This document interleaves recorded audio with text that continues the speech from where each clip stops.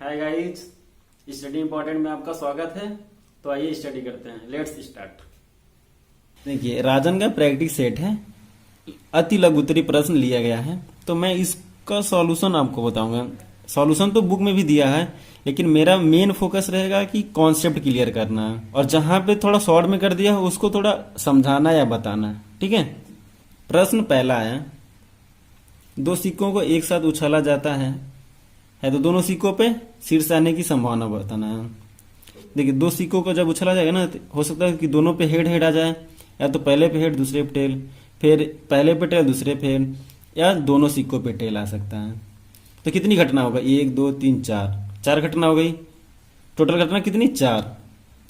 और पूछ रहा शीर्ष आने की प्रायिकता। तो शीर्ष देखिए, दोनों सिक्कों पे एक साथ हेड आने की घटना क्या है? एक ही तो है, तो 1 लिख लिए, 1/4। प्रश्न नंबर 2, एक लंबवृत्तीय बेलन के आधार का क्षेत्रफल 100 सेंटीमीटर स्क्वायर है। यदि बेलन की ऊंचाई 10 सेंटीमीटर है तो बेलन का आयतन ज्ञात कीजिए।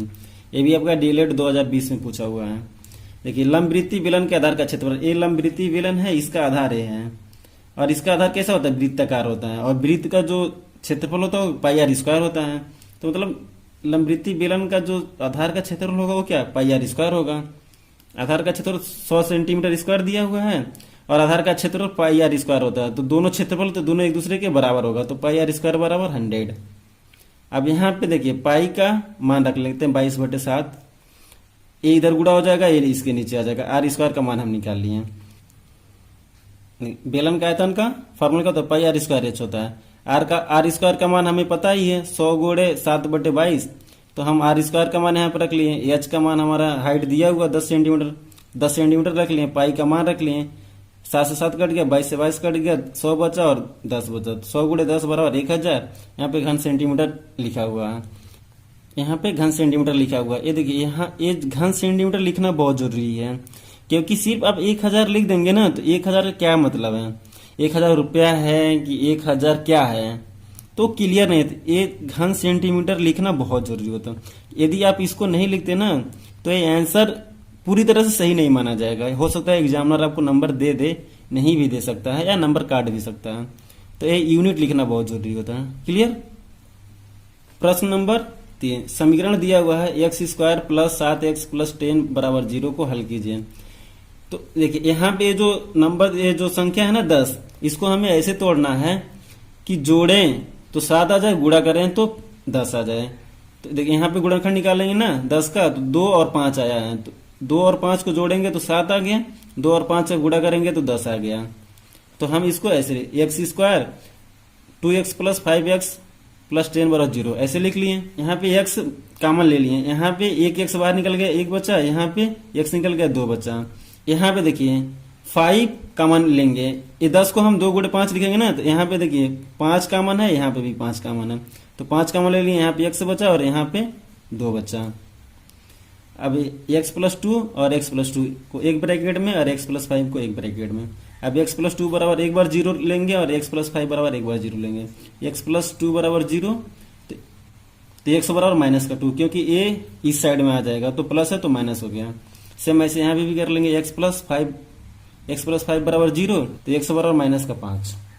ये प्रश्न नंबर 4, एक वृत्त की त्रिज्या दूसरे वृत्त की त्रिज्या की 4 गुनी है। दोनों वृत्तों के क्षेत्रफल का अनुपात ज्ञात करना है। यहाँ पे कह रहा है एक वृत्त का जो त्रिज्या है दूसरे वृत्त की त्रिज्या का 4 गुना है, तो दोनों वृत्तों के क्षेत्रफल का अनुपात बताना है। तो आइए, मान लीजिए पहले वृत्त का त्रिज्या r1 है, पहले वृत्त का त्रिज्या r1 है, तो दूसरे वृत्त का त्रिज्या r2 बराबर क्या होगा? 4r1, क्योंकि इसका 4 गुना कह रहा है सवाल में ही, तो r2 बराबर 4r1 होगा। अब रेशियो निकाल लेते हैं, अनुपात निकालते हैं। तो प्रथम वृत्त का क्षेत्रफल बटे दूसरे वृत्त का क्षेत्रफल। तो प्रथम वृत्त का क्षेत्रफल क्या होगा? पाई आर स्क्वायर, तो नॉर्मल होता है वृत्त का क्षेत्रफल।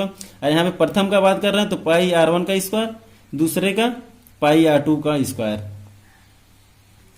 देखिए, ये प्रथम वृत्त का क्षेत्रफल पाई r1 का स्क्वायर बटे पाई r2 का स्क्वायर। देखिए, पाई से पाई कट गया, बचा क्या? r1 का स्क्वायर बटे r2 का स्क्वायर। r2 का कितना आया था? r2 4r1, तो हम r2 की जगह पे 4r1 रख लिए। ये देखिए 4r1 का स्क्वायर है ना, तो 4 का स्क्वायर और r1 से r1 कट गया, r1 स्क्वायर से r1 स्क्वायर कट गया, बचा 4 स्क्वायर। तो 1/4 4 मतलब क्या, 4 × 4, 4 × 4 मतलब क्या 16। तो कितना आ गया है रेशियो, एक संबंधित 16। ये हमारा प्रश्न नंबर 5 है। दिया हुआ ABCD एक चक्रीय चतुर्भुज है। यदि कोण A 55 तथा कोण B 60 डिग्री हो तो कोण C तथा D का मान ज्ञात करना। यहाँ पे चित्र दिया हुआ है। तो सबसे पहले मैं आपको बता दूं कि चक्रीय चतुर्भुज क्या होता है। देखिए, किसी चतुर्भुज का चारों शीर्ष एक ही वृत्त पर स्थित हो तो उसे हम चक्रीय चतुर्भुज कहते हैं। चतुर्भुज का चारों शीर्ष सेम वृत्त पे, एक ही वृत्त पर स्थित है, इसलिए ये क्या चक्रीय चतुर्भुज है। तो चक्रीय चतुर्भुज में एक चीज याद रखिएगा, समूह कोणों का योगफल 180 अंश होता है। मतलब कोण A और कोण C दोनों मिला के 180 अंश होगा।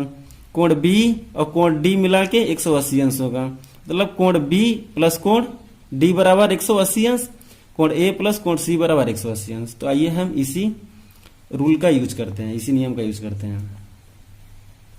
तो कोण A प्लस कोण C बराबर 180, कोण A और कोण C बराबर 180। कोण A का मान आपका दिया हुआ 55 रख लिए, इसको 55 करके इधर ले तो 180 में से 55 घटाएं तो 180 में से 55 घटाएं तो 25 आ गया। तो कोण C का मान 125 निकल गया। ऐसे ही इसमें करेंगे, इसका और इसका योगफल, कोण B और कोण D का योगफल 180 अंश होता है। कोण B का मान दिया हुआ है 60, तो 60 रख लिए। कोण D का निकालना है, ये 75 करके इधर ले 180 में से 60 घटाएं, 180 में से 60 घटाएंगे 120 बचेगा। कोण D का मान 120। प्रश्न 6, sin 30 अंश प्लस cos 60 अंश प्लस tan 45 अंश का मान बताना है। तो sin 30 अंश का मान 1/2 होता है। आप चार्ट याद कर लीजिए कि sin 30 अंश का कितना होता है, sin 60 अंश का कितना होता है, पूरा चार्ट याद करना रहता है इसमें। तो हम वैल्यू रख लेते हैं। sin 30 अंश का मान 1/2, cos 60 अंश का मान 1/2, tan 45 अंश का मान 1, 1/2 प्लस 1/2 प्लस 1, 1/2 प्लस 1/2। पहले इसको हम देख लेते हैं। जब दोनों का क्या है, हर बराबर है ना, तो ऊपर ऊपर हम जोड़ लेते हैं। तो हर लिख लिए और ऊपर 1 + 1 लिख लिए, और प्लस है तो प्लस, 1 है तो 1 ऐसे लिख लिए। 1 और 1 जोड़ेंगे तो 2 हो गया बटे 2, प्लस 1 है तो ऐसे लिख, ये 2 से 2 कट गया, 1 बचा, प्लस 1 है तो 1 और 1 जोड़ेंगे 2 आ गया। ये प्रश्न नंबर 7 है। 8000 का घनमूल ज्ञात करना है। देखिए, इसका घनमूल निकालने के लिए मैं आपको 2 विधि बताऊंगा। अब चाहे कुछ भी, दोनों में से कोई भी विधि लगा सकते हैं। यहाँ पे देखिए, 8000 पर घात 1/3 का मतलब क्या होता है, कांडी में 8000 और यहाँ पे 3, यहाँ पे 3 जो लिखा रहता है, इसका मतलब ये जो अंदर का संख्या ना, इसका हमें 3 का जोड़ा बनाना है। यहाँ पे कुछ नहीं लिखा रहता है तो 2 माना जाता है। जैसे एक कांडी है ना, यहाँ पे कुछ नहीं लिखा रहता, यहाँ पे 2 माना ही जाता है। और 2 जब माना जाता है तो अंदर 2 का जोड़ा, यहाँ पे 4 रहेगा तो 4 का जोड़ा, 5 रहेगा तो 5 का जोड़ा, यहाँ पे 5 रहेगा तो 5 का जोड़ा, 6 रहेगा तो 6 का जोड़ा बनाएंगे। तो ऐसे ही यहाँ पे देखिए 8000 है, यहाँ पे 3 लिखे, मतलब क्या, इसका घनमूल निकालना है। 8000 को हम 8 × 1000 लिख सकते हैं। 8 और 1000 गुणा होगा तो 8000 हो जाएगा। 8 को हम क्या लिख सकते हैं, 2 × 2 × 2 लिख सकते हैं। 1000 को 10 × 10 × 10 लिख सकते हैं। यहाँ पे 3 का जोड़ा बना लीजिए। 2 बाहर निकल गया, 10 बाहर निकल गया, दोनों का गुणा होगा 20 हो गया। दूसरा तरीका यह है कि 8000 का ऐसे गुणनखंड निकाल लीजिए। गुणनखंड निकालने के बाद 3 का जोड़ा बनाइए। ये देखिए, जोड़ा बना लीजिए। तो इसको एक बार लिखना रहता है, इसको एक बार और इसको एक बार। तो 2 2 5 गुणा कराइए, 20 आ गया आंसर। प्रश्न नंबर 8, दिया हुआ 16x² - 25 = 0, इसको हल करना है। देखिए, 16x² - 25 पर और 0, हम 25 को पक्षांतर करेंगे, बराबर के इधर लाएंगे तो माइनस में तो प्लस में हो गया, तो 16² बराबर 25। x² का मान निकालेंगे, ये 16 25 के नीचे आ जाएगा।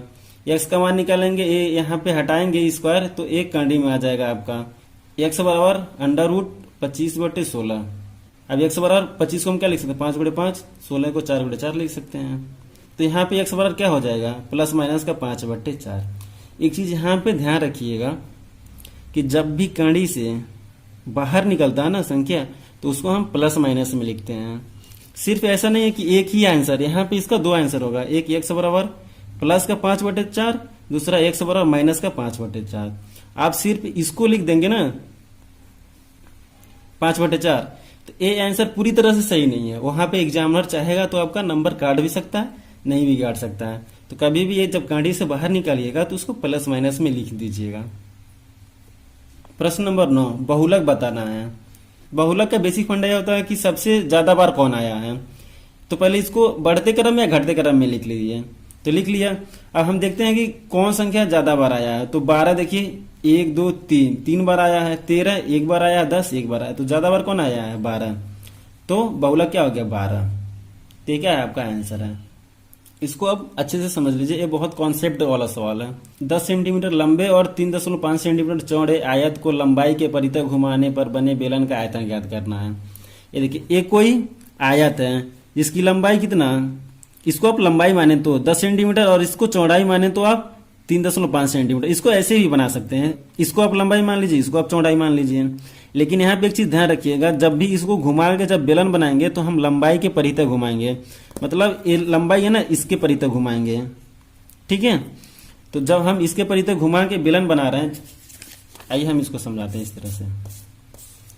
ये मान लीजिए कोई सीट है, इसकी चौड़ाई 3.5 सेंटीमीटर दिया हुआ है और इसकी लंबाई 10 सेंटीमीटर दिया हुआ है। अब इसको हमें घुमा के, इसको हमें लंबाई के परितः, ये ही तो है आपका लंबाई, तो लंबाई के परितः इसको घुमा के हम बेलन बना लिए। ये देखो आप, ये बेलन आपका बन गया। ये जो लंबाई है यही क्या हो गया? इसका ऊंचाई हो गया बेलन का। और ये देखिए आप, इसका जो चौड़ाई था, चौड़ाई इसका, चौड़ाई यही था ना, ये चौड़ाई इसका परिधि होगा। चौड़ाई तो यही था ना, ये क्या हो गया? इसका परिधि हो जाएगा, इसका परिधि हो जाएगा। ठीक है, बस ये समझने के लिए। आइए मैं समझ, अब इसको लंबाई के परितः घुमा के हम एक बेलन बना लिए। तो इसका लंबाई इसका ऊंचाई हो गया, इसका चौड़ाई इसका परिधि होगा, ये परिधि है। और हम जानते हैं कि इसका जो परिधि है, ये देखिए वृत्ताकार है ना, तो वृत्त का परिधि कितना? 2πr होता है। तो मैंने ये जो 2πr बराबर कितना होगा? 3.5 सेंटीमीटर, क्योंकि ये जो परिधि 3.5 सेंटीमीटर है और यही कितना होता है? 2πr होता है। तो 2πr बराबर 3.5 सेंटीमीटर। तो यहां से हम r का मान निकालेंगे। 2πr बराबर 3.5। तो r का मान जब निकालेंगे तो r बराबर कितना हो जाएगा? 3.5/2π। ये जो यहाँ पे इसका भाग हो जाएगा। अब देखिए r का मान हमारा निकल गया, h का मान हमें पता है, r का मान निकल गया। ये देखिए ऊंचाई हमें पता दिया ही है, ऊंचाई पता ही है। अब बेलन का आयतन का फॉर्मूला πr² होता है। तो अब पाई का मान हमें पता है, r इसका मान भी हमें यहाँ से निकल गया और h का मान भी दिया हुआ है। तो इसमें रख के हम इसको कैलकुलेट करके आंसर निकाल लेंगे। आपके बुक में ये सवाल गलत सॉल्व किया है। देखिए आपके बुक में क्या किया हुआ है? 2r बराबर 3.5 कर दिया है। देखिए 2r बराबर 3.5 कर दिया आपकी बुक में, जो कि गलत है। 2r बराबर 3.5 कैसे होगा? ये परिधि का मान आपका 3.5 है और परिधि कितना होता है? 2πr होता है। कितना होता है? 2πr होता है। तो 2πr बराबर 3.5 होगा, ना कि 2r। क्लियर? यदि ए आपका व्यास दिया होता, डायमीटर दिया होता, तो हम वहां पे रख सकते थे 2r बराबर 3.5।